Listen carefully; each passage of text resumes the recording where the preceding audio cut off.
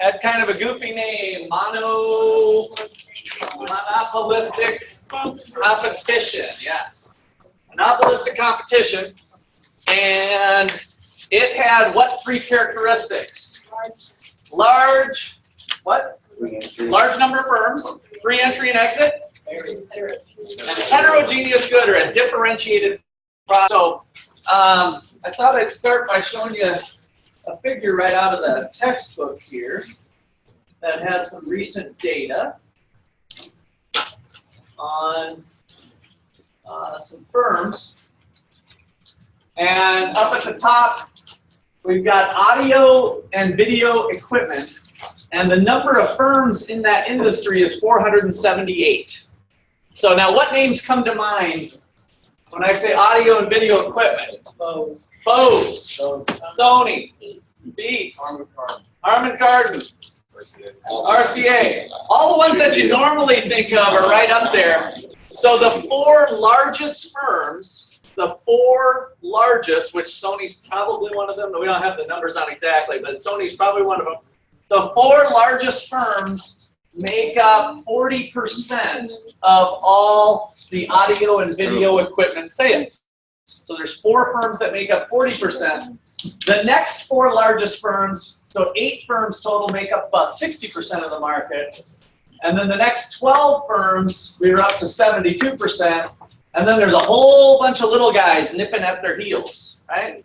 But we still have 478 companies, which if they're not directly competing hardcore in terms of percentage of sales, they're keeping them honest, right?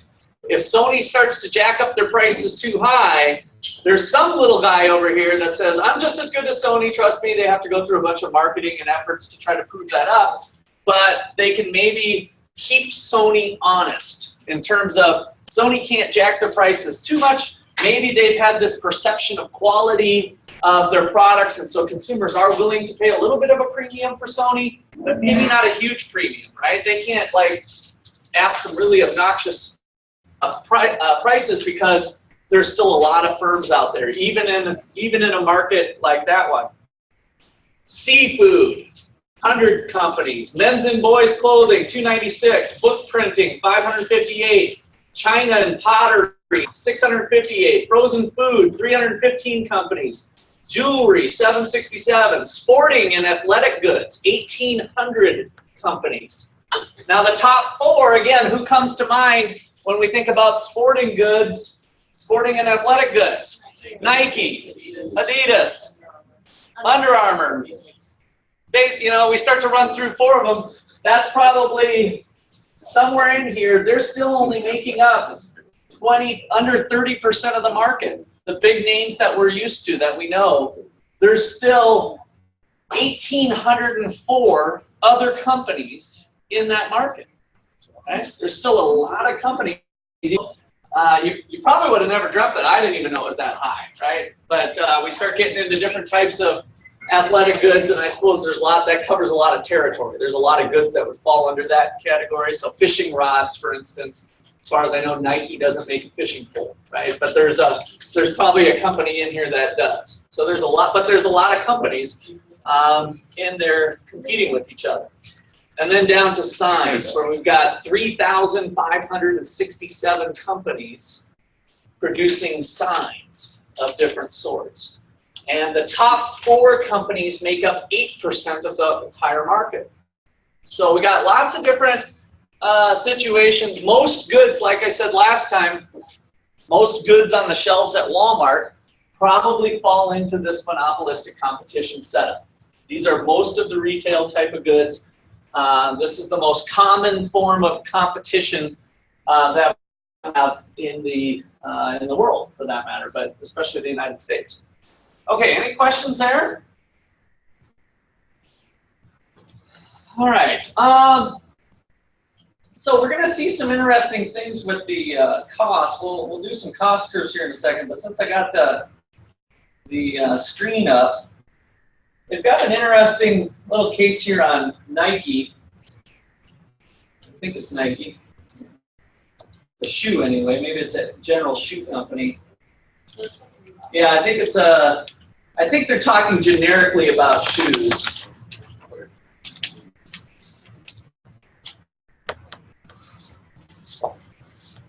So, shoe companies. What goes into this? How much you guys pay for your shoes? Give me some numbers. What's the last pair of tennis shoes that you bought?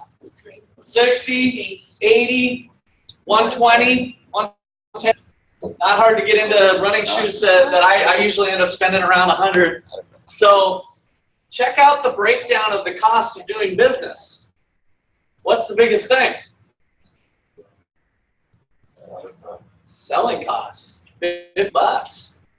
So we've got $9 of raw materials, the actual rubber and fabric and junk that goes into making the tennis shoes. Production costs, other costs associated with assembling the tennis shoe. Import duty, that's like a tariff if there's any sort of taxes or tariffs, because this is a global one, so they must have applied kind of an average tariff rate. So we've got these sorts of costs, and then so that's $17, $20, right? $20 here. A $70 shoe has $50 worth of selling costs associated with it. Marketing costs, advertising. Small fraction of the good is in the cost itself. So sometimes we economists look at that and say, well, geez, that's a waste of resources, perhaps. Or it seems like, do we need to advertise that much? Or is there another way that the economy would be made better off if we had no marketing allowed or something? Can we put a rule in there? Or is there something to do? Or is that an efficient equilibrium to have that much advertising going on? Is that truly efficient? So those are some of the questions that we're going to pose today. And we'll use some of our economic models with like allocative efficiency and productive efficiency to kind of seek that out, to try to test that, to see if that makes sense or not. All right, questions or comments there? All right, let's put this one to bed now. All right, somebody's forgetting to increase their board. Underdeveloped, birth rate, death rate. Don't worry about that. Sounds like some interesting topic. Why, you know what's going on here? And you're saying it wasn't so good? Okay, women's rights, time development. So this is over time, underdeveloped country, birth rate, death rate. All right, we'll just, looks like it's got some potential there for some economic analysis, but Tia says it's not worth it, so we will get rid of it. Certainly not applicable to monopolistic competition, likely, although I might be able to figure out a way to tie it together. Okay, so I think this is this monopolistic competition story. Let me start off with an example. There was a farmer named Old MacDonald. So this was back in the early 50s. I think it was around 1952. And this farmer had the idea, since he was raising cattle and stuff, to offer hamburgers fast, right? So he thought it would be a good idea, thought he had a business model kind of developed loosely. And sure enough, he opened up the first fast food hamburger restaurant, and he named it McDonald's. This was in California in the early 50s. When he opened it, it was a brand new idea. So he was a monopoly, right? He was the first only seller of these fast food hamburgers. So he faced some sort of downward sloping demand curve. And with that demand curve comes a marginal revenue curve that's twice as steep lying below the demand curve.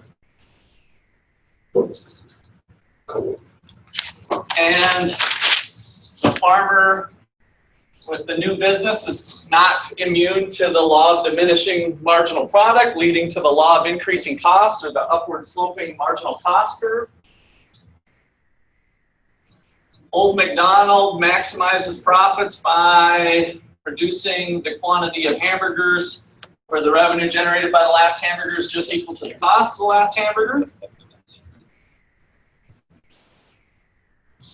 And so this is big Q here, and this is dollars being measured here. Old MacDonald's going to charge the highest price people are willing and able to pay for that hamburger, which at this time was 80 cents.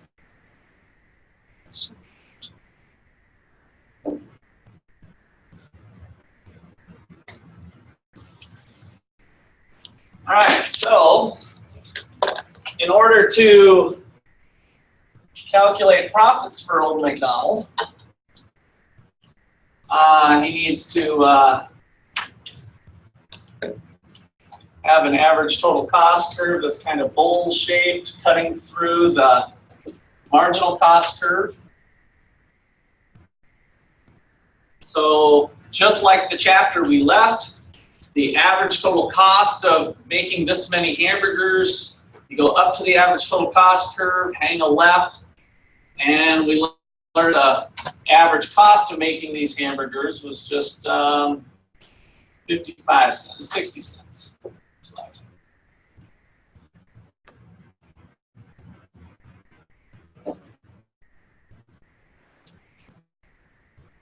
This was the story of McDonald's when they first opened. So, Old MacDonald, what does this represent, this little box here? What does that rectangle represent for Old MacDonald? Economic profit, good. So, we've got total revenue. Remember, this is price, this is average total cost. And so the total revenue, price times quantity, is this big rectangle. The total cost is this rectangle, average total cost times quantity. Total cost. Profits are total revenue minus total cost, leaves you this little area left over, which was economic profit. All right, same story we've been telling so far. All right, so here's the difference with this story, real world, true story. It didn't take long for this information to go global. And there was a king over in Europe. And he heard about some farmer in the United States that was making a whole bunch of money selling fast food hamburgers of some sort. And so he said, you know what? I'm going to go to the United States and become the Burger King. And so that's what he did. So he went to the United States, and here's the thing that didn't make Old MacDonald too happy. His business was located here, and that king from Europe put his store right here, right kitty corner across from where Old MacDonald is his shop. So, what do you think happened as a result of the European king coming over and opening up a Burger King kitty corner across the street? Prices drop. Good. How would you model that? Like, what happened if this is really the fast food hamburger market? Now, the way it started, McDonald's, Old MacDonald, the farmer, was the only producer of the fast food hamburgers. So he had a monopoly on the market. So good gut feeling that prices are going to fall. How would we model that now in this picture? What do you think happened? Shift the demand. Shift the demand. Right. To the left or to the right? To the left. And so what happened was, if this was fast food hamburgers, this is the demand curve with only McDonald's in the market. So once we have the quantity of McDonald's hamburgers, and we think about Burger King opening up, this demand curve for McDonald's hamburgers would shift in somewhere, right? So maybe it comes in here. So this is the demand curve with BK in the market. This demand curve is only Mickey D's.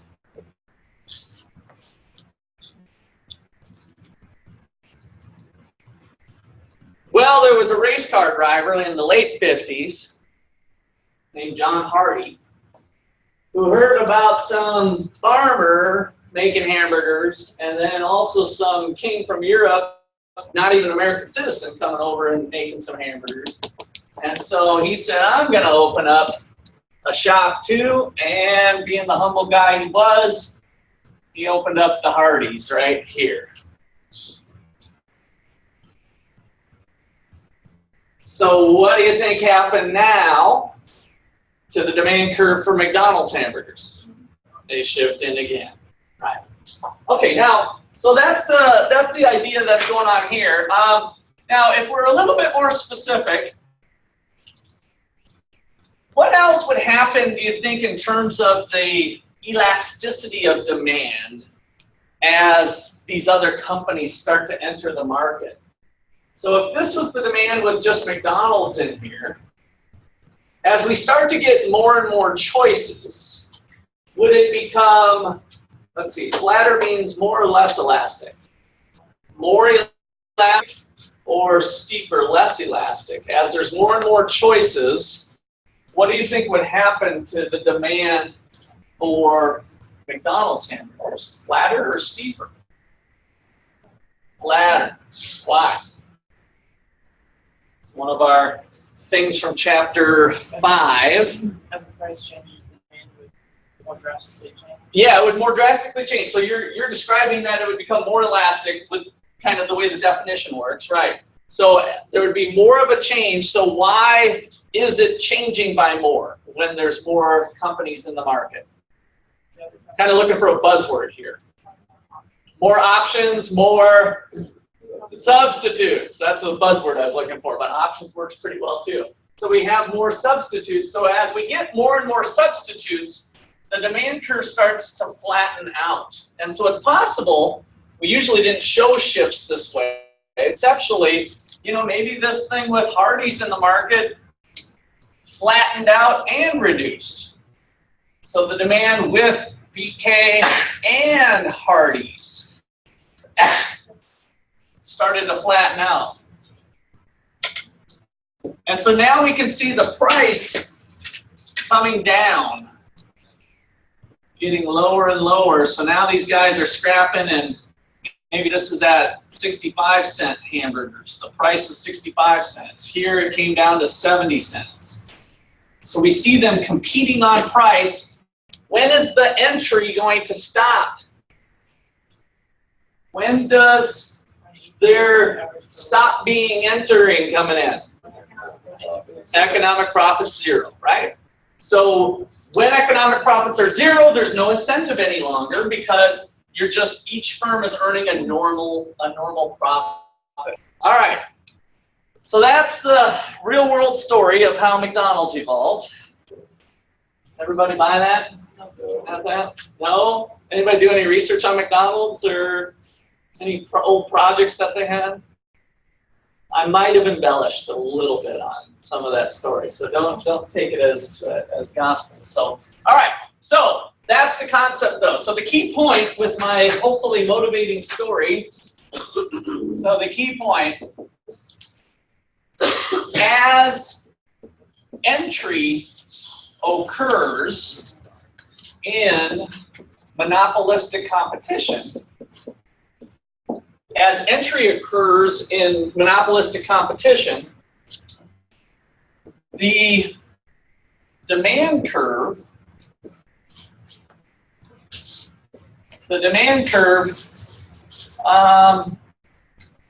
flattens and decreases for any particular firms, differentiated, I'll just sneak that in for fun, differentiated products.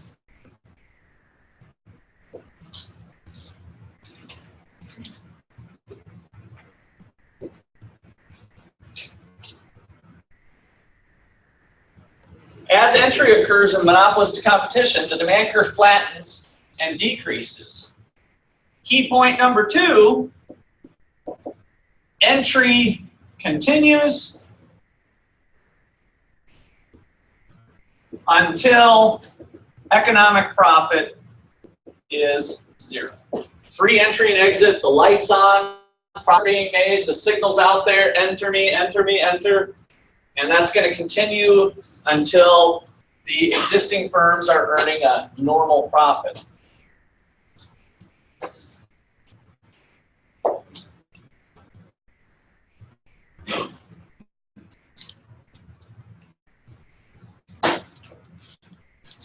So, you know, this might be kind of interesting. Just had an idea.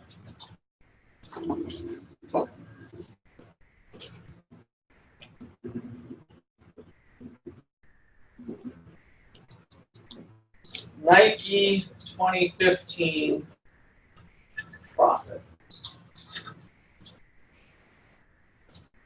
Okay, so Google is telling me, I'm just doing this off the cuff, so bear with me if this doesn't work so hot. Currency fluctuations, future orders rose. Overall, Nike reported a profit of $865 million. $865 million. Now, a lot of the politicians out there are thinking, I want a piece of that. I want to tax that. That's outrageous. I can't imagine somebody or some company making $865 million. Man, if we just had $5 million, just think of how much of a better place we could make the world, right?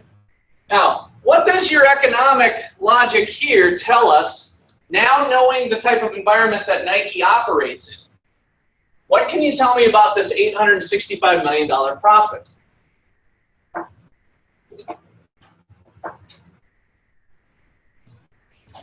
Is it outrageous? Is it obnoxious? Why? Well, no, they're not sharing it. I mean, I don't know what you mean by sharing it, but I mean, it is what it is. It's 860. The shareholders share it, right? I mean, that's the profits that get divvied up among the shareholders potentially. The amount of quantity, they didn't make it of every pair is. Okay, so that's one thing, right? So yeah, if we started looking at the amount of profit per shoe, that might help put it in perspective better, right? If we knew that Nike, out of that shoe example that I showed, that the profit was only $1 a shoe. I don't know what it is, by the way. But let's just say it's $1 a shoe, which means they sold 865 million shoes. And they made $1 off of every one. Does that change your perception a little bit? Perhaps, right? It starts to put it in a different way. But we don't know for sure if $1 per shoe might be obnoxious or too much. Or is there some economic thinking that says something about the profits that the company's making given the environment that they're operating in? What should we think about $865 million of profit, whether that's $1 per shoe or it's the raw 865 million? Is it too much?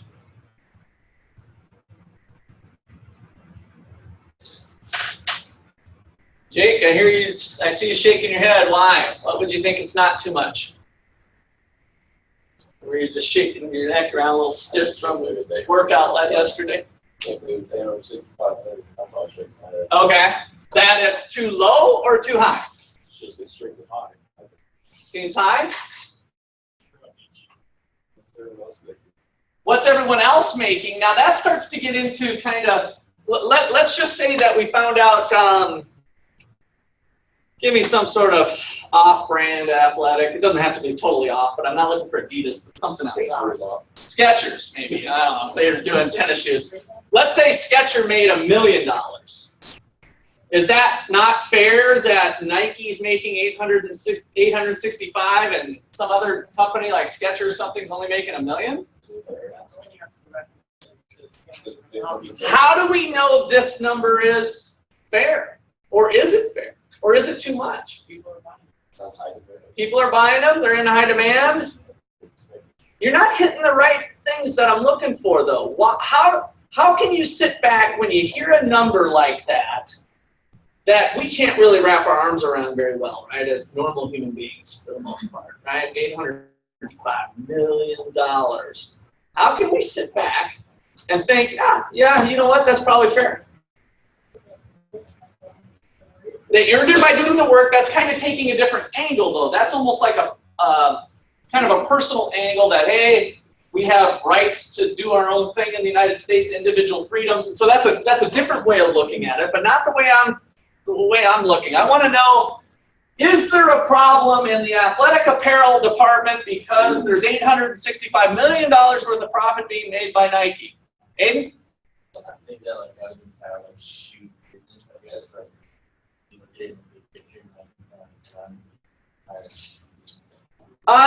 no, I mean, we'd want to be careful about that, but that's why I kind of am tying back to the data. Let me pull back the data. The data that we looked at earlier said that sporting goods had 1,808 companies. Men's and boys clothing, which Nike might be in that, part of that market, they had 296 companies. How can you sit back and feel comfortable as an American that, $865 million, that's probably fair? Their overall cost? I don't think you need to do that. There's like no way to like compete with them. You can't like just build a whole bunch of stores and start producing shoes. Well, there's already stores built though, right? 1,807 of them to be exact, right? And so the top 4 companies, remember it's not, on this picture this wasn't Nike share, this was the top 4 companies. There's 4 companies in the sporting and athletic companies that come in about 28%. 28% of global sales of the market. So Nike is some fraction that, let's just presume they're the biggest, because I'm guessing they probably are. But between Adidas and some other ones, let's say they make up 10% of it, or 14%, whatever, of that 28, Why can we sit back and think, that's probably a fair amount of money? Seems like a lot. That's hard to wrap my brain around. Not one person's getting the 865, but you're right. So there's a whole bunch of shareholders that are splitting it, but that could still make it obnoxious. That's kind of similar but different to the how much are you making per shoe comment, right? It helps to put it in perspective. So if there's a million shareholders out there, then everybody made $865, right? So if $1 per shoe, I sold 865 million shoes and made $1 per shoe, there's a million shareholders, which means every owner of the company got $865. That's fine. That's not the answer I'm looking for. But it does help put it into perspective potentially for other reasons. If they weren't making $865 million, somebody would be. Okay. If they weren't making it, somebody else would be. But is this a fair amount for them to be making given the resources they're putting in? Or is it obnoxious? Is it way too high? Is there a problem? Is there bonus? Is there excess? Is this corporate greed? What is this? I don't know. They're not just producing shoes. They're producing more than just shoes. They're doing, like I just said, like clothing lines. Okay, but most of their stuff probably falls into that particular industry, sporting and athletic goods or whatever. It was pretty generic. So that particular industry, they're still capturing a lot. So let me step back, because this is kind of an overarching concept that I want you to grab onto. So, monopolistic competition, 3 characteristics, go. Large number of firms, free entry and exit, heterogeneous product. Okay, what makes us like 865 million? Wow. What could potentially say that, that'd be fair? I would say it's unfair because they're selling shirts that you can get at Walmart for $7 and they're selling them for like $30 just because they have the brand. Okay, now let me push back a little bit on you on that. When you go to the store are both shirts available to you as a consumer? Maybe not at Walmart, but other stores. But likely even Walmart has the Nike brand and then the generic brand, more or less, right? And so the Nike brand says $30, the generic brand says $15. So is it fair that you as a consumer get to choose either one, depending on how you value having the swoosh or not? Essentially, because most of the rest of it's identical. It's really the value of the swoosh. But God bless America, as long as you're not forced to buy Nike shirts, you have options because there's 1,807 other companies that are buying those shirts. So when we look at an industry and we see a company making this kind of money, what would make us feel like it's probably fair? That you have a choice, people's choice, that there's choice to be in. What about our 3 characteristics? Which one of the 3 characteristics should make you feel better that that's a fair profit? Free entry and exit. If it was unfair, entry, right? Now, when somebody, additional player enters the market, what happens to the demand for Nike's stuff? It goes down, just like it did for Old MacDonald. So at the end of the day, the profits that are being earned by companies operating in monopolistic competition, we'd expect economic profits to be what? All the companies operating in monopolistic competition, whether they're big or small, a normal profit. It's hard to wrap our brains around it, but as a econ student, not even an economist, if there's healthy competition, free entry and exit, and volunteer choice going on, don't sweat it. That's probably fair profit. It might even be low, which is kind of hard to believe. Nike might have projected their profits to be 900 million or something. Right? This is actually an off year. We don't know. But if you know the characteristics of the market, you can sit back and say, that's probably fair. Where we get into the unfair stuff is when we get into the monopoly situation, where their profits are unchecked because of barriers to entry, right? Just the opposite of what you guys just told me. The free entry exit is what gives us this result. But when we have the pane of glass in front of our signal and the little flies come bouncing off the glass, that's where the problem lies. So we're always looking for barriers to entry as really the problem of profits. So when you see a big number, I hope that you don't get too disturbed by it. And that now you guys that you've had this microeconomics class, you could think, well, what's the structure? What's the market structure of a company like that? Oh, well, geez, maybe even with a little bit of searching, you could come up that Nike has lots of competitors. Or you could open your eyes at the department store and see that there's at least 20 selections of other companies that you could pick for your apparel, which means likely if there is obnoxious profits going on for Nike, it's going to be very short-term in nature. They had a big year because they picked Tiger Woods to represent their stuff, and Tiger just happened to win what do they call it in golf? The Masters, when they win all of them. What's that called? Who's my golfers in here? What's that called? Is it called something? I picked the wrong. No golfers in here?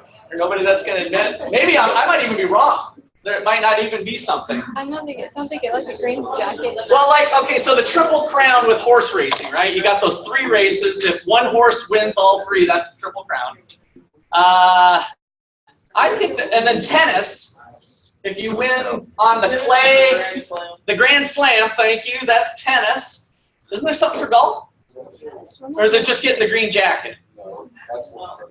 That's the Masters.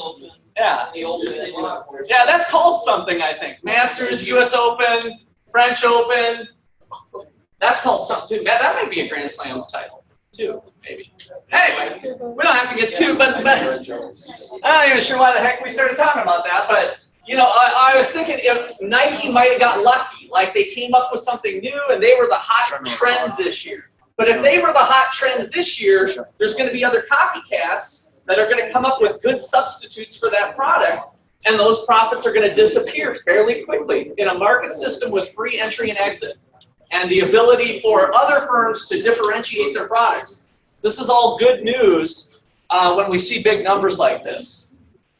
And even when we get into the billions, which Wells Fargo is probably an example, there, whoops, maybe there's a problem. Why is a company making X billion dollars?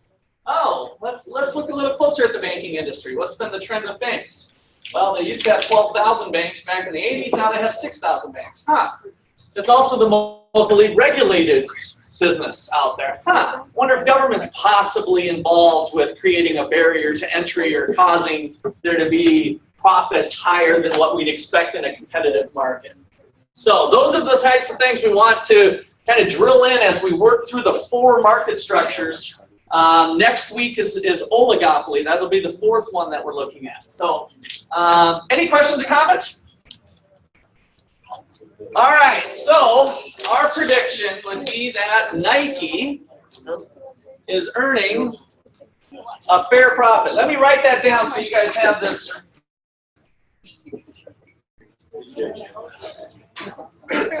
Okay, so example. Nike profits in 2015 equaled $865 million. Is this too much or just about right? Question mark. Right? So Nike's profit in 2015 is $865 million. Is this too much or just about right? You should be able to have a conversation over Thanksgiving dinner when somebody brings up some company making X million billion dollars and talk about the underlying fundamentals. Our prediction that we'd have is that it's just about right. It is probably just about right because of free entry and exit. Free entry and exit and a large number of firms, which kind of goes together with each other.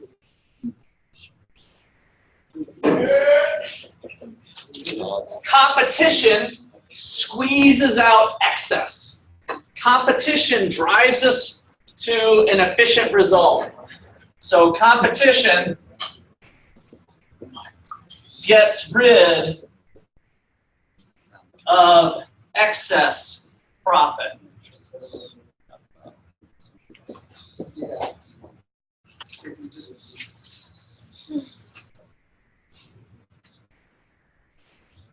Now, this also kind of punches a hole in the idea I hinted at as I was getting into my soapbox presentation when I said about the government taxing it.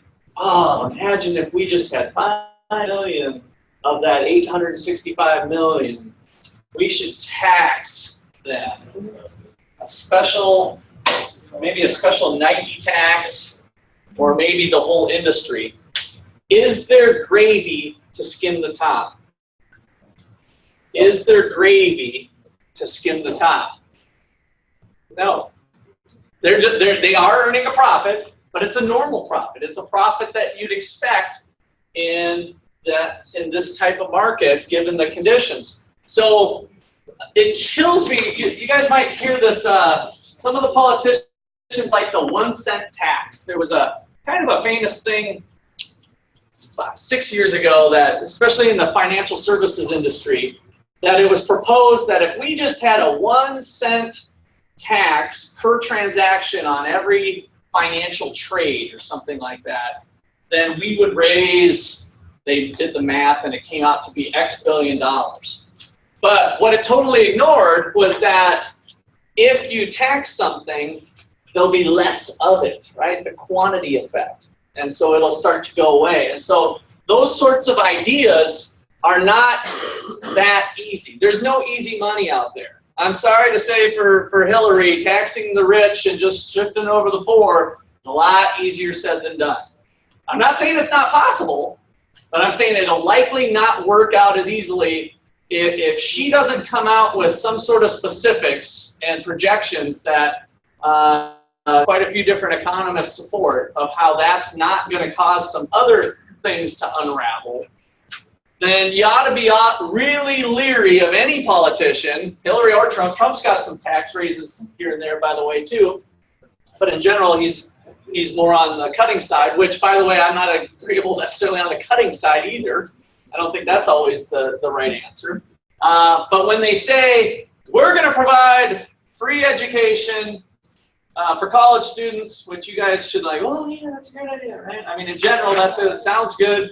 We're going to provide this, we're going to provide that, and how are we going to do it? We're going to get the rich to pay what they should, or what we think. You know, we're going to have the wealthy pay for it. That is, all I'm saying is that's easier said than done. It might not be feasible. Yes? If college is free, wouldn't it just raise taxes? Yes, absolutely. And then, so taxing the rich more, it won't cover all of it. That's right. So that's usually the first argument that comes out is that even if you tax the rich like 100% in some cases, it's not enough money to actually pay for everybody to go to college. So that's the type of calculations that economists can help estimate. And so it's not even feasible to say, just going to talk to that 1%. You know, that lifestyles of the rich and famous group, the ones that you guys don't really know, that top 1%, we're just going to take their money and pay for everything. But there's not enough money is the problem with most of that. And so generic statements of tax and transfer are not good enough for you to rest your boat with that person. Do your own investigation. Figure it out. And there's plenty of other people you'll find supporting and competing views. I don't have all the answers, but I'm saying don't necessarily believe somebody when they say that. There's lots of other effects. Yes? And then when you're good? Okay. All right. So, so what does the long run look like? That's our next step in this process.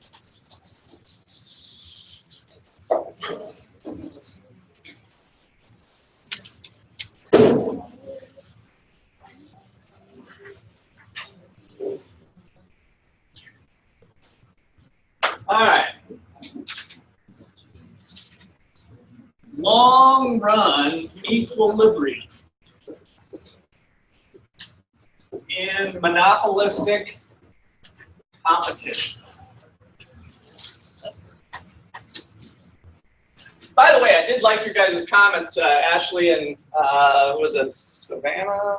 No, that was Pearson. But I liked your guys' comments on at least helping to digest a big number like that. What are some ways? Like thinking about shoes that are produced, or how much per shoe, how much per person, can kind of level out some of those big numbers that are out in the stratosphere that are difficult to see. All right, so long run equilibrium. So go ahead and draw a demand curve. But before you draw your demand curve pretty flat. Because in the long run, with free entry and exit, we're automatically thinking that there's a lot of companies out there, and the goods are close substitutes with each other. So we already have kind of a number of substitutes built in. So draw a relatively flat demand curve. Now remember, with your demand curve, the same old trick applies. You can kind of do an imaginary extension of the demand curve out into space. Captures the horizontal axis, cut it in half, and then draw a line. So in other words, the marginal revenue curve is going to be something like that, maybe. Twice the slope, that always maintains. So if this had a slope of down 1 over 5, this one is down 1 over what? 5. So if this had a slope of down 1 over 5, Twice the slope for this one would be, if the slope of the demand curve was a negative 1/5 down 1/5, twice the slope for marginal revenue, what does it equal? Down 2/10? 5. So 2 times 1/5, you can put any number over 1. 2 times 1 is 2. 5 times 1 is 5, negative 2/5. So twice the slope, you're going down 2/5. And that's going to get it steeper. Just kind of a little side thing there. All right. Marginal cost, J-shaped like normal. J-shaped marginal cost curve. Law of diminishing marginal product, law of increasing costs. All firms maximize profits as long as price is greater than average variable costs. As long as price is greater than average variable costs, then all firms maximize profits by producing the quantity where the revenue generated by the last unit is equal to the cost of the last unit. They're going to go up and charge the highest price people are willing and able to pay. So the price is going to be here. Let's just call it P1 and Q1.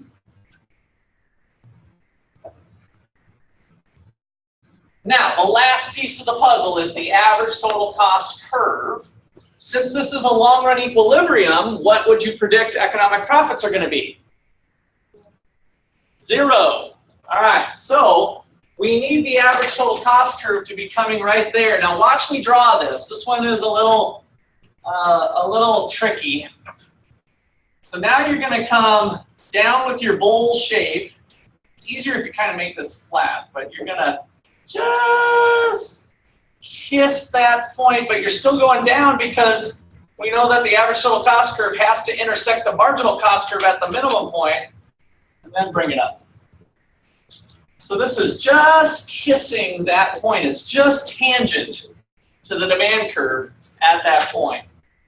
That is the correct drawing over a long-run equilibrium and monopolistic competition.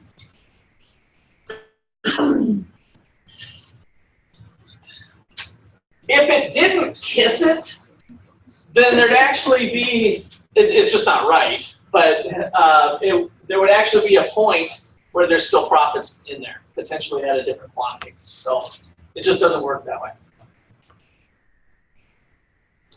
The demand would, through competition, drop down further until it's just kissing. So this is where our ending point is with McDonald's, Burger King in the market, Hardee's in the market, Freddy's in the market, right? We keep getting all these entrants until the representative firm has this situation.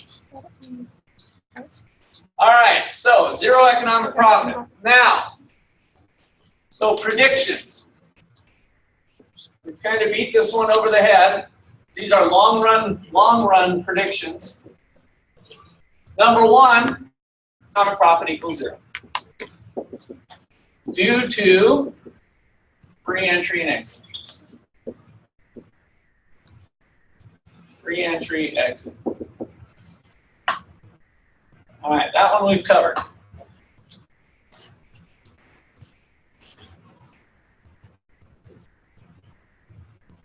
Is the quantity that the market's producing in a monopolistically competitive environment, is it allocatively efficient?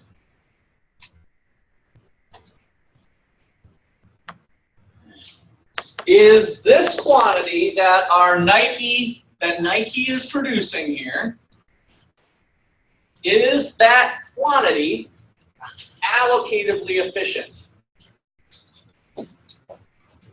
No. No. Why? You do it from what? Marginal revenue. Because I drew it from marginal revenue. Tell me what makes, let's start with it. What makes it allocatively efficient? What needs to happen? Marginal cost equals marginal benefit. Oops, I don't see a marginal benefit curve up here. Because it's equal to demand.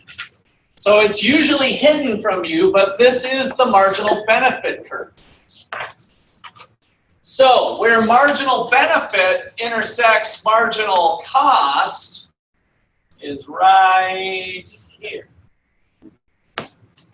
The allocatively efficient quantity lies to the right of the market quantity.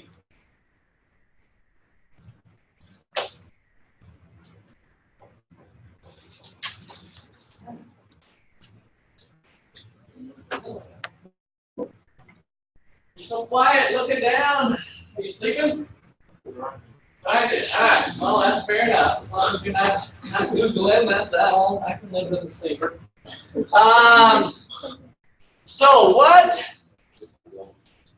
is going on? Underproduction or overproduction in the language that you'll see on your homework and test? Underproduction or overproduction? I hear some overs, I hear some unders. Kind of depends on what our benchmark is. So compared to what we'd expect in allocative efficiency, are we underproducing or overproducing? Underproducing, right? So there's not enough being made relative to the allocatively efficient quantity. So number 2, Q star is less than what is allocatively efficient. So we have our underproduction, which was the same result we got with monopoly, by the way. Right? Marginal benefit does not equal marginal cost at the market quantity. At Q star 1, marginal benefits are higher than marginal cost.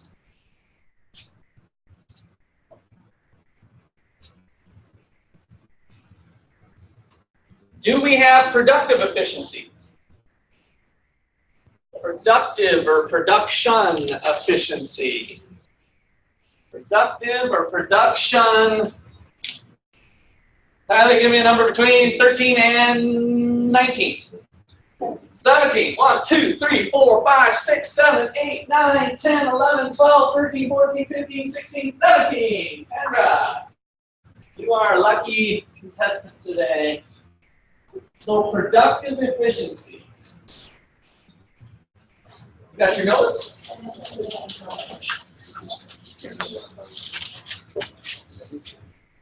Productive efficiency.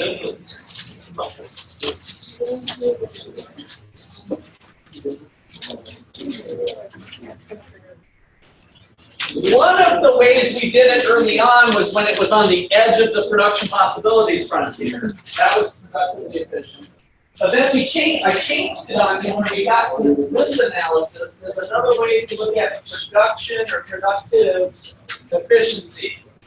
What did you come up with? You can help Kendra out.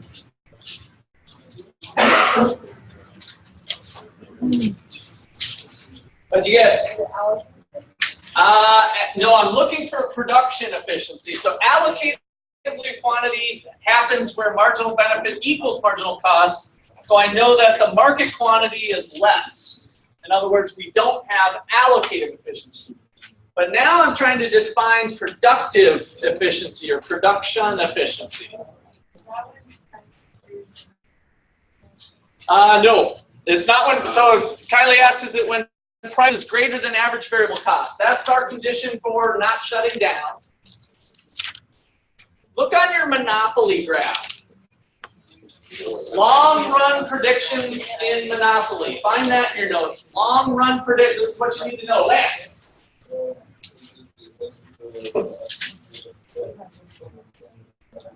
Okay, so yes. So Lance found it. Where did you find it?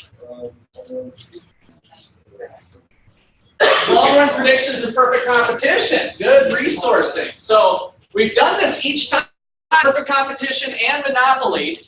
With perfect competition, we had productive efficiency because production was going on where average total cost was minimized. So what Lance found in this, did everybody find that in their notes?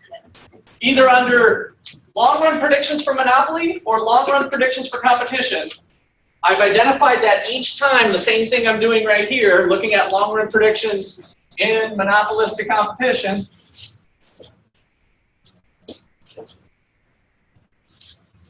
so the edge of the production possibilities frontier was 1, or, and how it applies here, since we're not doing PPF stuff here, right? It's at the minimum point of the average total cost curve. The minimum point is always where it intersects the marginal cost curve. So on some of your homework problems and test problems, it'll just say, where's productive efficiency? And they won't do a big fat dot like I've been doing in the past. They won't put a big fat dot there. That big fat dot was because it represents the minimum of the average total cost curve. Average costs are minimized at that level. And so at that level is right here, the productively efficient quantity is somewhere to the left. I'm sorry, somewhere to the right, the market quantity is to the left. So, no, I guess let me summarize this thing here. Therefore, no allocative efficiency.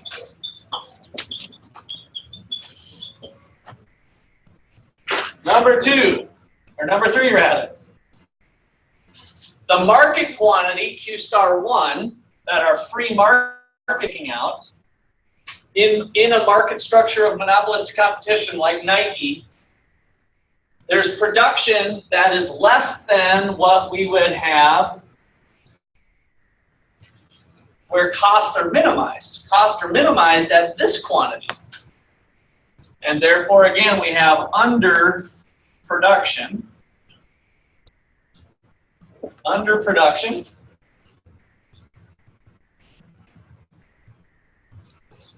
Why? Because we're not at minimum of the average total cost curve. We're not at the minimum of the average total cost curve. Therefore, we have no productive efficiency. Let me write that out. No productive or production efficiency. What is the PE sample? PE is productive efficiency. And I just wrote it out at the bottom, but yeah, I found it. That was our, so QPE is the quantity that is productively efficient. QAE is the quantity that's allocatively efficient. Now, how does this compare to the long-run predictions we had for monopoly? How does it compare? What's the difference? Look at your long-run monopoly outcomes. How do they compare?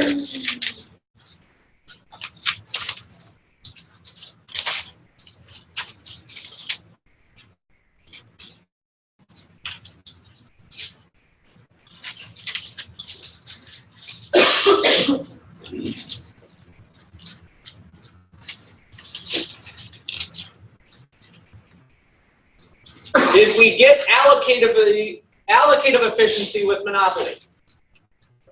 No. Same thing going on, right? More or less, you have kind of the same thing running. Did we get productive efficiency? No. Kind of same thing, underproduction. What did this one look like? Greater than 0. Economic profits are positive. Why? Because of barriers to entry. So that tweak, that change to the market structure of having free entry and exit is getting a result that economic profits are normal. They're fair, if you will, is one way to think about it. Companies need to make some money in order to stay in business, but the amount of money they're making is fair return, given the resources that they're using for their business. Okay. Now, it takes a little bit more here to think about monopoly versus monopolistic competition. These two things are a little bit different.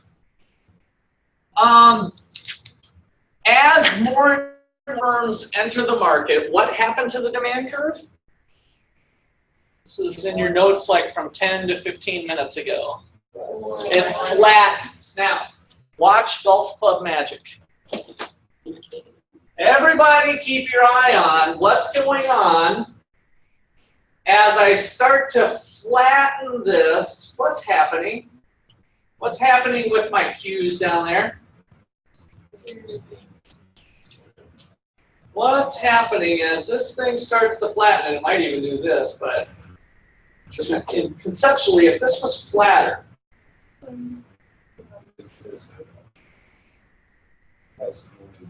prices going up or down?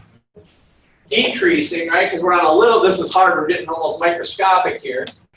What's happening to the market quantity? Q star 1.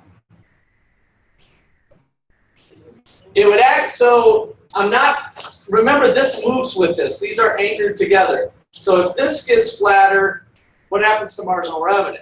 I should have brought 2 clubs today, I guess. It decreases, it gets flatter also, right? Yeah. 1/5, 2/5. It's always twice the slope. So margin, these two are actually moving in harmony together at twice the slope. The flatter this one gets, then I'm going to have another one cutting through like this. What's happening to Q1? It's going up, right? Check it out. If I take my, let me do it with the marginal revenue. If the demand curve's flatter, the marginal revenue curve's going to be flatter too, and we get the quantity heading this direction, right? So the quantity's heading this direction, which means we're getting closer and closer to collapsing into these. Watch what happens when it gets totally flat. What does this look like? If it was totally flat, it'd be perfect competition, basically, right? It's our same result. In perfect competition, if you flip back to your notes on the long run equilibrium, the demand curve's perfectly flat, and so our quantity being produced is here. Marginal revenue is equal to it, and so the quantity QAE, QPE, they're all going to be right here at the minimum point. They all line up, they all collapse on each other. So this kind of highlights for us the advantages of monopolistic competition in that as we add more and more competition, profits will stay at 0 and we'll get more and more closer to what we'd like to see in terms of efficiency. Marginal benefit equals marginal cost, and firms are operating at basically the lowest cost possible on average, the minimum point. All right, so this is a bit of a trade-off then that economists are look at. There's a couple words in here that I want to highlight for you.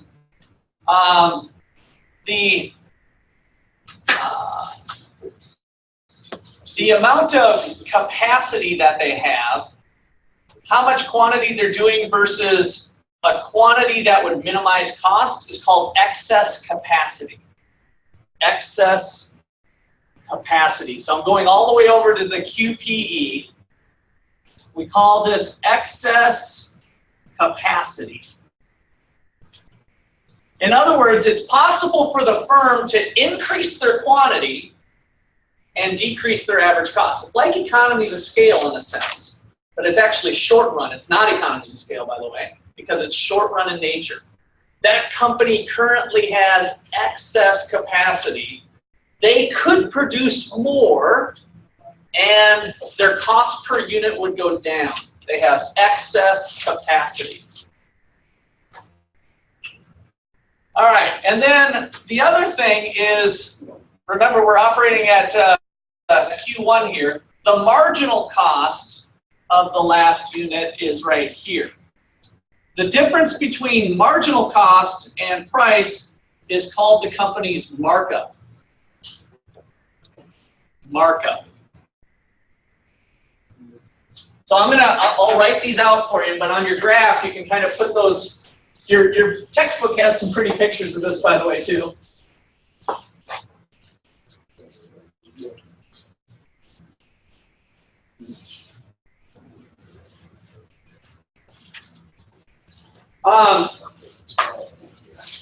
You guys will bring a lot of value to your small business or your company. They're going to talk to you in terms of stuff like contribution margin. You haven't even possibly heard that all. Somebody's got a new idea. Hey, let's do a new product. Well, what's going to be the contribution margin? Well, if we add this product, it's only going to cost us X amount of additional dollars, marginal cost, right? That product is only going to cost us, let's call this $10. That product, that extra thing, is only going to cost us $10. And man, I think we can sell that baby at $12, right?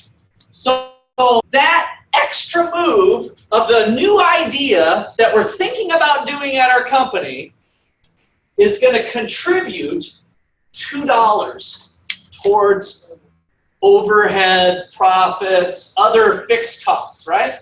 Contribution margin. How much is that idea going to contribute? This is the power of thinking at the margin, which a lot of your bosses are not going to do.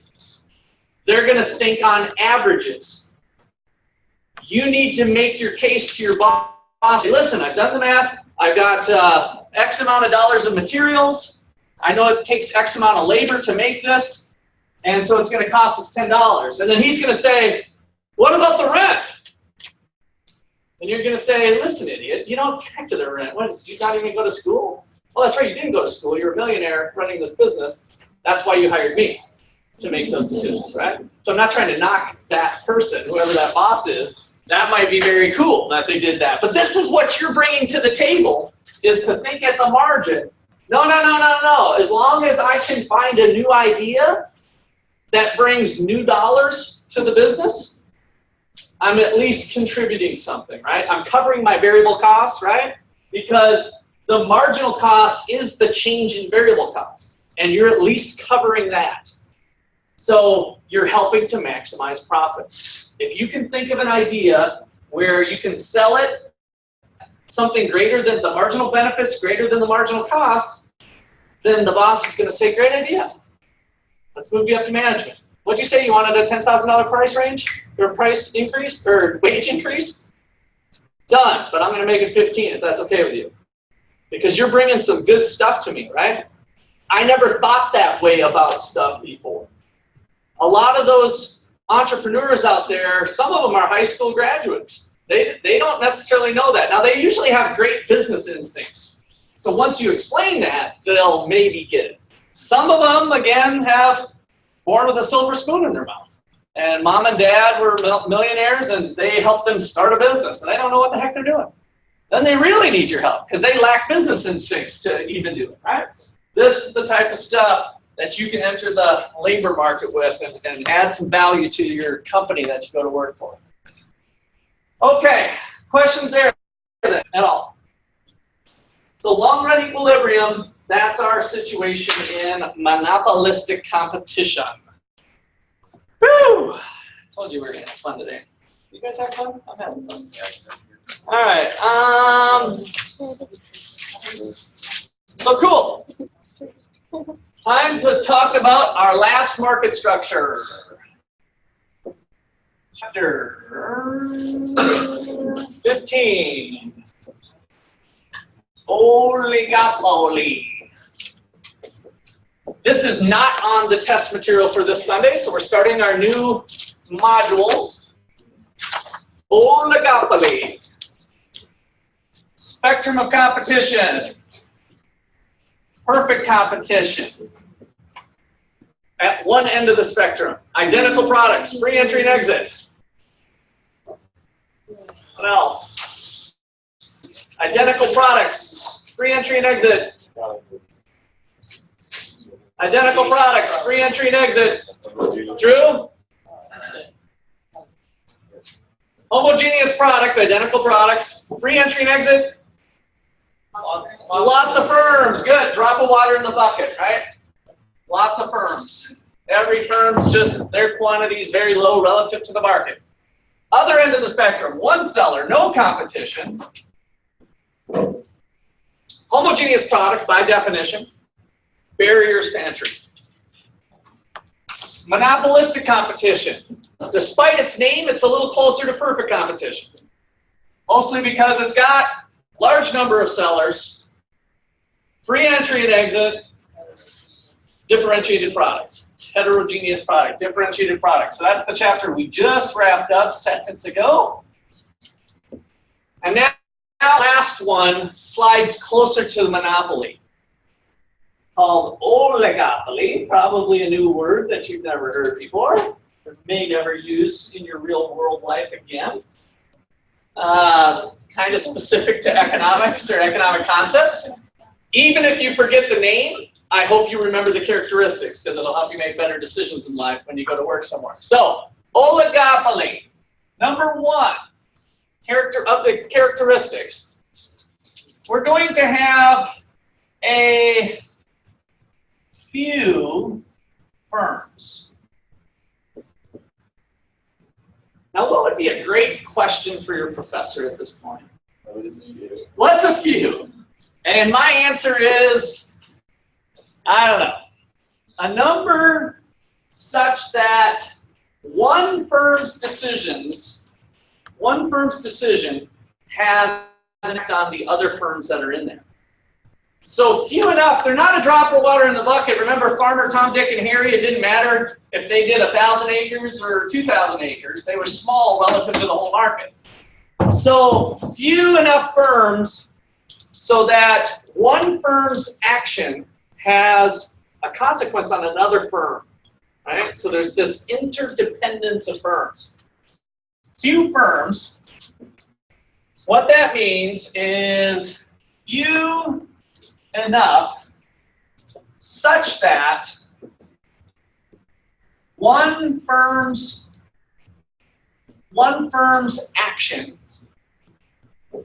action/decision, one firm's action or decision has an impact on the other firms. And this is our most important tweak that we're putting to our model. We've got few firms, and these firms are what we call interdependent. There's an interdependence of firms. Interdependence.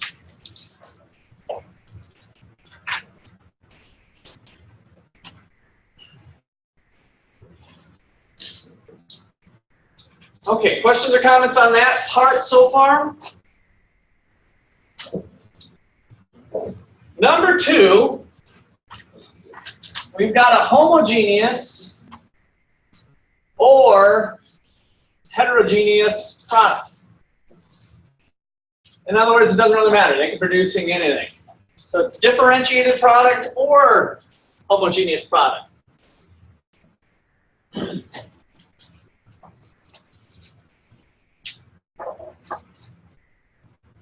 And number three, barriers to entry.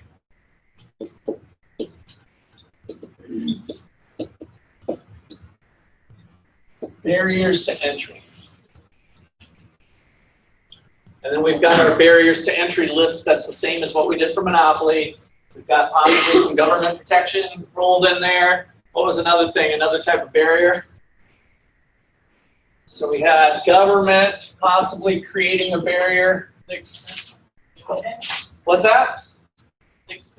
The expense, the high cost of entry. So kind of large fixed costs. So high costs of entry.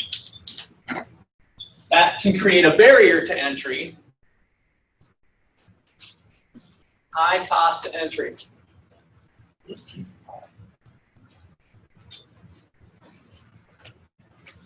All right, so what are some industries that come to mind where there are a few firms. There's only, just kind of think of industries. We talked about, really in the strictest sense, like I said before, Microsoft is an oligopoly, right? In the strictest sense of the word, in the strictest sense of the definition, Microsoft is more of a monopoly than it is an oligopoly.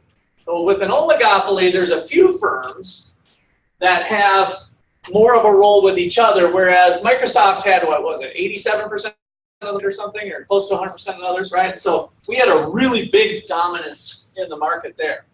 But what are some other industries that you've noticed there's just a few firms? Hospitals, okay? Hospitals. What else? Let's just kind of brainstorm for a second. No wrong answers. Or situations where you think there's a few firms. Car insurance, okay?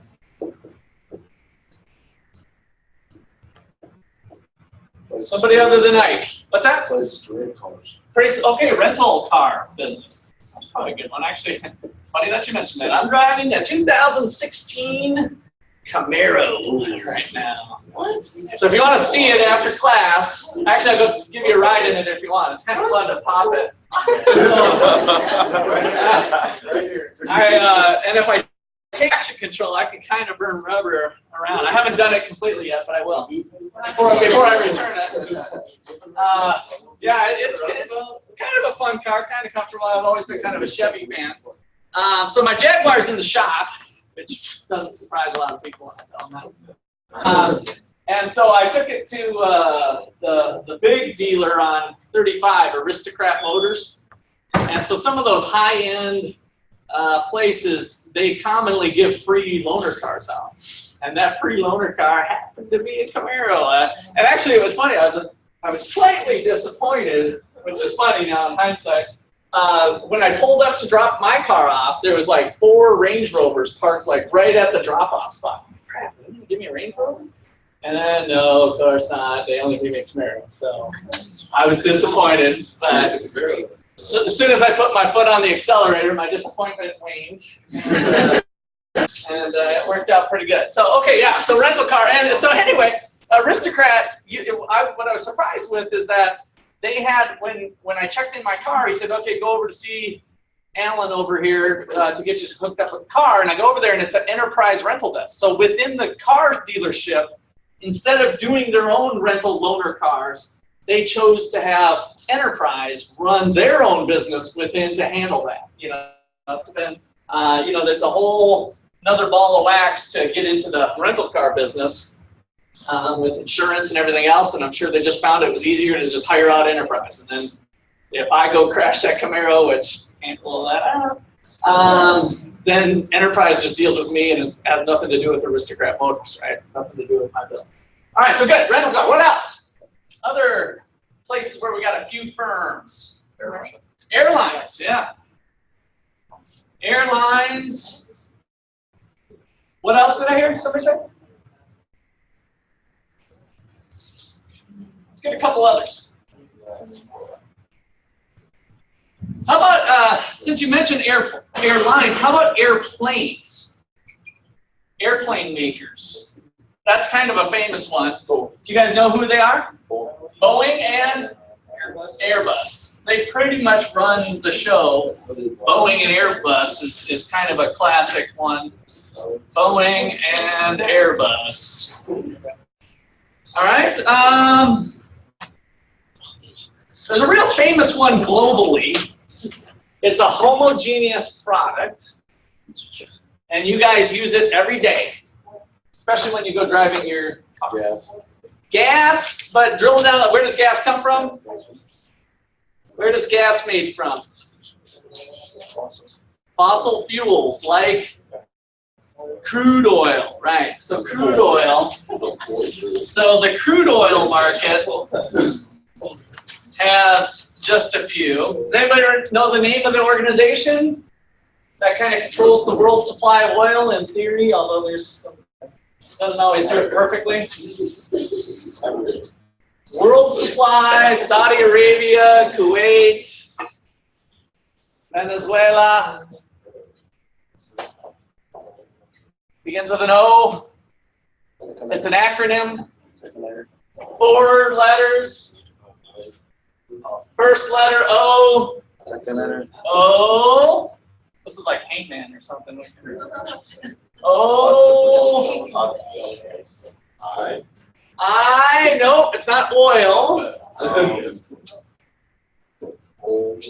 Second I letter. think you guys are going to know it once I tell you, I think. Usually the class, somebody in class knows, a few people, more than a few people know it. Second letter. Let's see. Wait, let's do it little. We should have a little spinner or something. Just hang me, put it hang How do you do hangman? You get him on extra point. I forgot. Oh my God. Guess the letter, you know, wrong one. All right. So let's do You get it. it right, you get extra point. All right. So I heard an I, so that was wrong. So now I get to draw the head, Put an eye over here. Put an eye and then an I over here. Okay, got it. over here. Next. S is wrong. P is correct. We did the P. All right. So the P goes here. Opal. Let's go. Never mind. This is purely opal. Next letter. E is correct. Opal. Oh, what? Oh, pack. How do you spell it? Not the C. That's right. There it is. You guys win. All right. OPEC. So now the tougher question that almost. So you guys are lacking a little bit here. I got to tell you, because normally somebody knows it's OPEC, but then my next question is the true stumper. And I would be, I guess, willing to bet a ride in my Camaro that nobody will get this. What does it stand for? Oil. Oil, petroleum. 5 seconds left. Exile. Tar. Oil production. No ride. No Oil ride. production. It's closed. All right. Here's the deal. It is. This is what always screws up. It used to screw me up too. Organization of petroleum exporting countries. Yes. Organization for Petroleum Exporting Countries. All right. So that is kind of a famous oligopoly over time. All right. So our first little look at oligopoly is going to be getting a little bit kinky.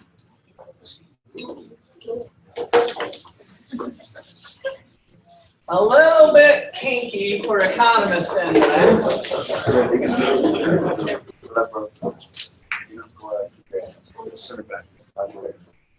All right, so we're going to look at the kinked demand model. Kinked demand for oligopoly.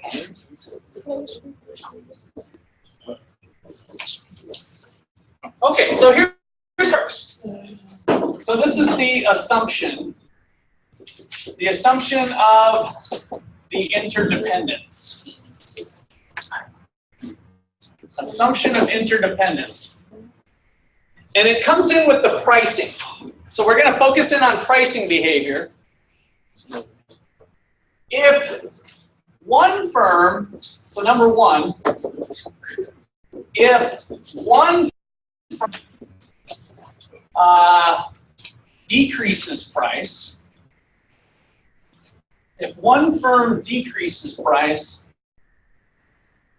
the other firms will do what? What do you think would happen in an environment like this if we only have 3 companies maybe, Ford, GM, and Chrysler or something, if we're talking American Motors, since we got the Camaro thing going, they'll decrease too, right? So if one firm decreases the price, the other firms will also decrease price. And number 2, if one firm increases price,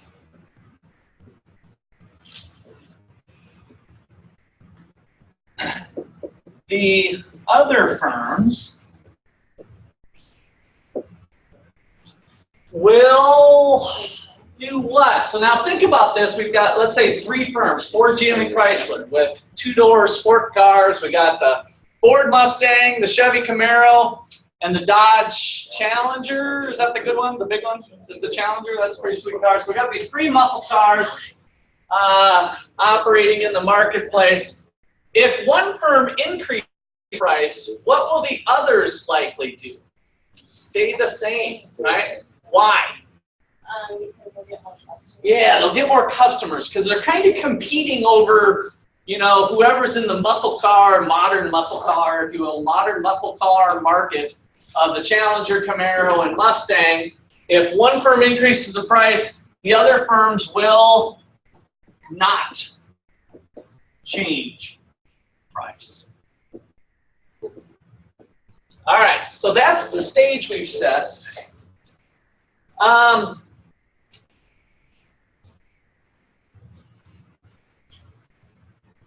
What was our assumption before with prices? If a firm increases or decreases price, what happens? If a firm decreases price, what happens? Law of demand. Demand, be careful. Be just more specific. Quantity demanded, right? Some of you lost some credit on that on your test. So as price goes down, quantity demanded goes up, right?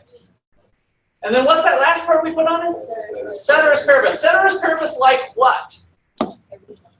Everything else like what if we're talking about the Camaro, the Mustang, and the Challenger?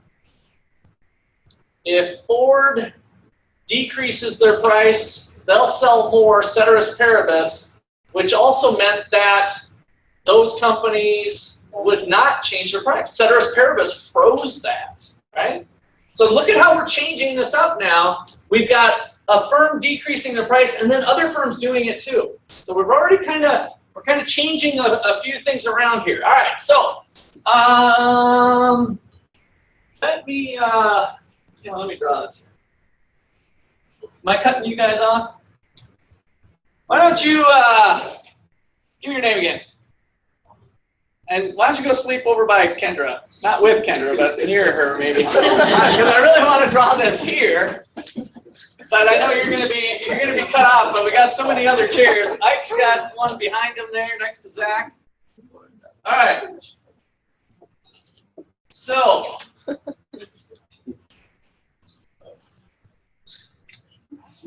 I want to draw 2 demand curves, one like that and then one flatter, intersecting somewhere.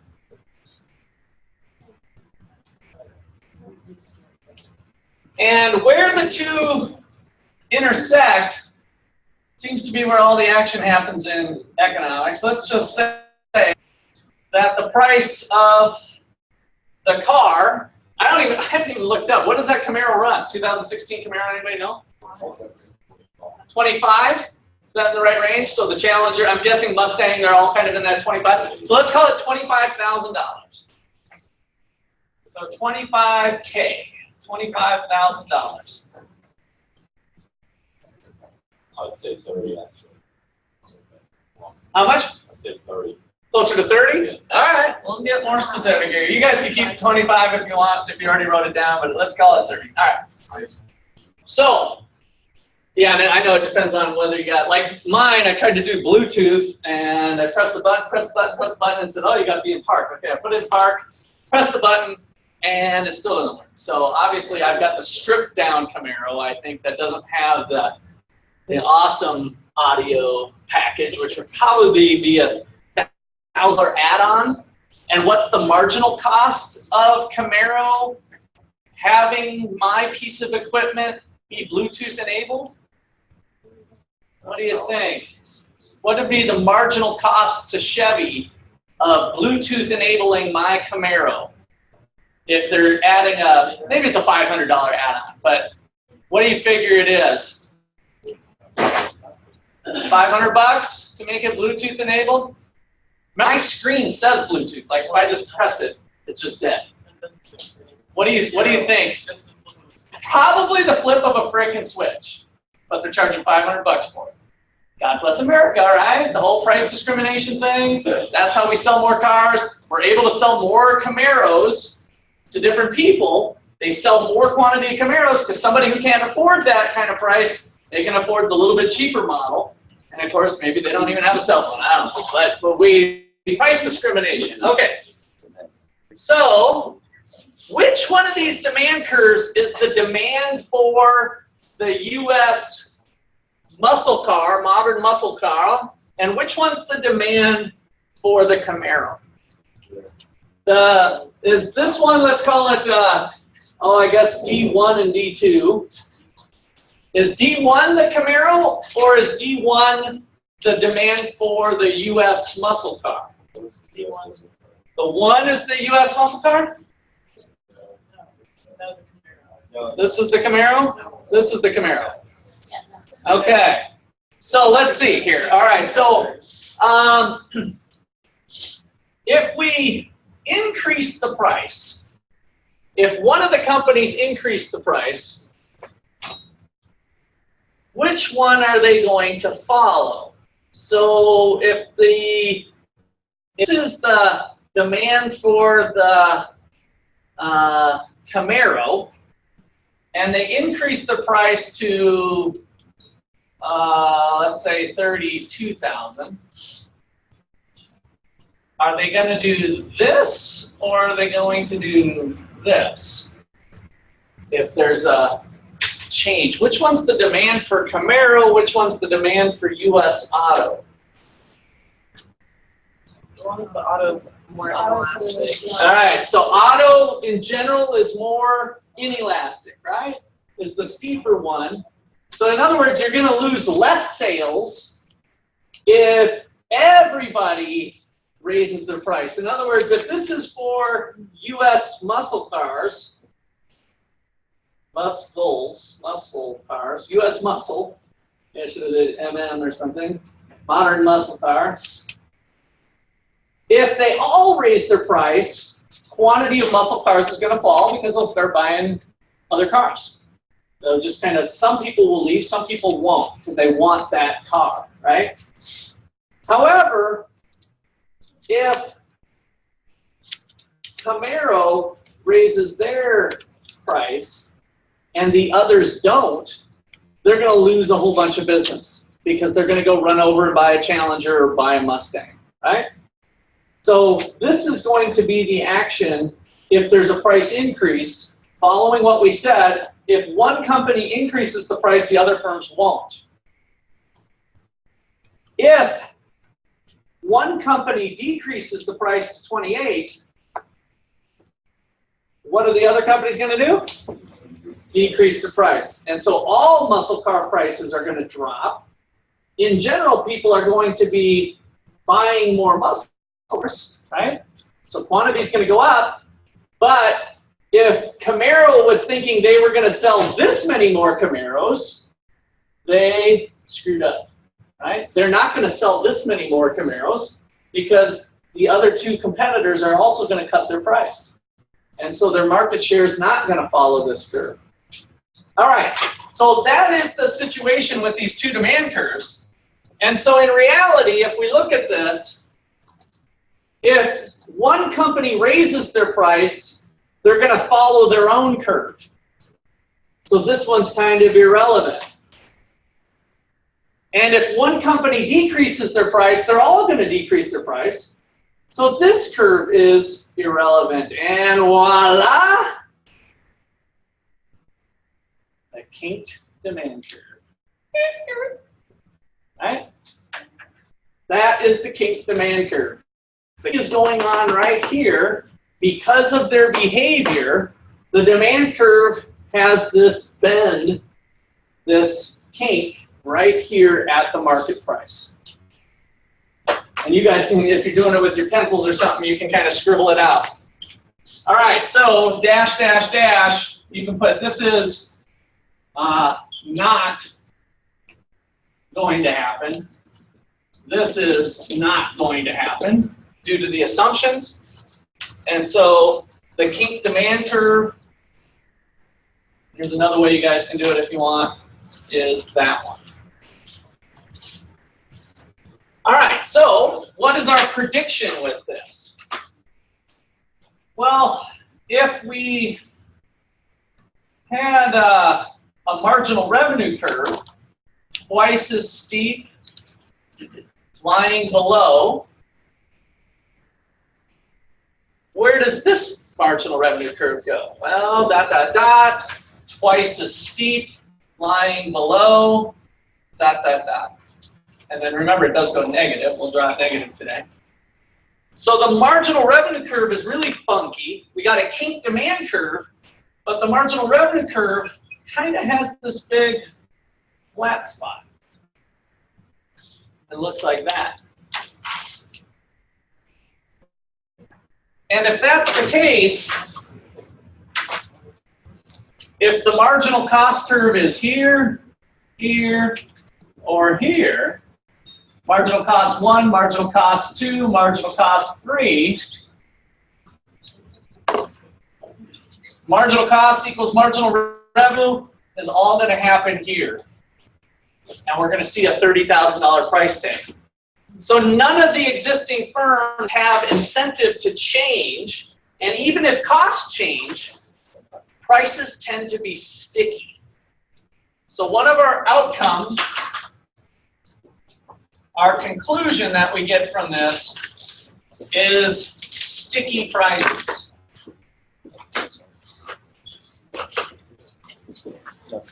So sticky price. No firm has incentive to change. No firm has incentive to change price, operating independently. All right, we will pick up there on Monday. Have a good weekend. Did you guys do this sign-in sheet? Yes. Oh, you did? Good. I remember. I didn't think I remembered.